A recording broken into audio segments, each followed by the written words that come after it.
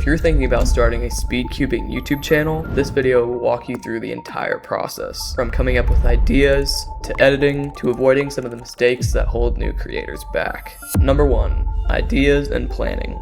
Before you even touch a camera, you need a video idea. There are tons of different cubing videos you can make. Challenges, tutorials, solves, comp vlogs, cube reviews, experiments, reactions, documentaries. The list goes on and on. The best way to come up with ideas is to think of what you'd actually watch. If a video sounds interesting to you, there's a good chance it'll be interesting to other cubers too. Whenever I get an idea, I write it down immediately. I keep them all in a Google Keep list so I can go back if I forget them. Once you've picked an idea, make a basic plan for the video. Usually I'll write out some bullet points so I know what I'm talking about. For more complicated videos, you might want a full script. If you're scripting, write a rough draft and then go back and improve the wording. Once the script is finished, you can make a shot list if you're recording in different rooms or even using different camera angles. Most people won't need one, but it helps keep things organized.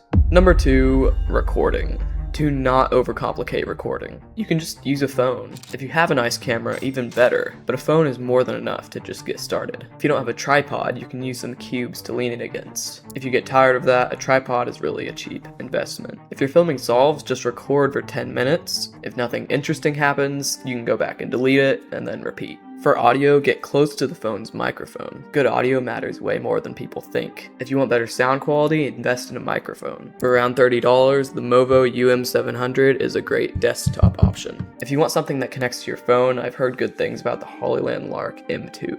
And once you're done recording, put all of your footage and audio into a folder. Do this before you start editing and it will save you a lot of time later. Number 3, editing. If you're looking for a free software, I recommend CapCut and DaVinci Resolve. If possible, edit on a computer instead of a phone because it's just much easier later on. CapCut's more beginner friendly and easier to learn. DaVinci Resolve, on the other hand, is very advanced and it comes with a steep learning curve. If you want to take your editing to the next level, consider getting the Adobe Creative Cloud. You'll get Premiere Pro for editing and sound design, After Effects for advanced animations and effects, and Photoshop for thumbnails. I'm using Adobe for this video. Once you've chosen your software, the basic editing process is about the same. Import your footage, fix the audio and colors, cut out mistakes, pauses and boring parts, add text when needed, use Zoom to engage the viewers, add sound effects when you have text, animations, zooms, or intense moments, like this. Then, finally, export the finished video. If you want tutorials on more advanced animations or effects, let me know in the comments down below. And regardless of what software you use, watch beginner tutorials and actually implement what they're doing. This will save you a lot of trial and error when you're getting started. And again, follow along in your editing software to make sure you get everything. And number 4 is common mistakes. One of the biggest mistakes is trying too hard with editing. Professional editing is very simple. So if you're just getting started and don't want to do animations yet, I would just make sure that your text is clean, your sound effects are clean, everything is pretty clean and minimal, so then it doesn't overwhelm the viewer. Use small elements, smooth animations, subtle color grading, and stick to 2 or 3 main colors throughout the video. Use this video I made about a year ago as a good example of what not to do. Let's say you're solving your F2L.